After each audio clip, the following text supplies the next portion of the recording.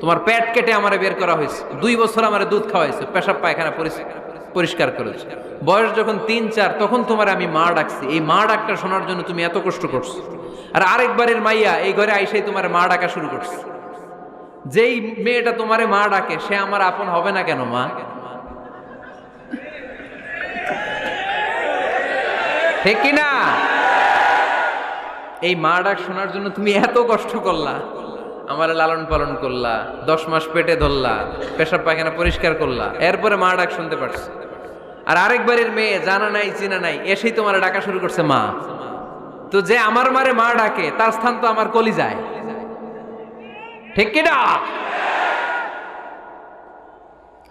শাশুড়ি আম্মারা যারা আছেন প্লিজ বৌমাদেরকে কষ্ট দিয়েন না।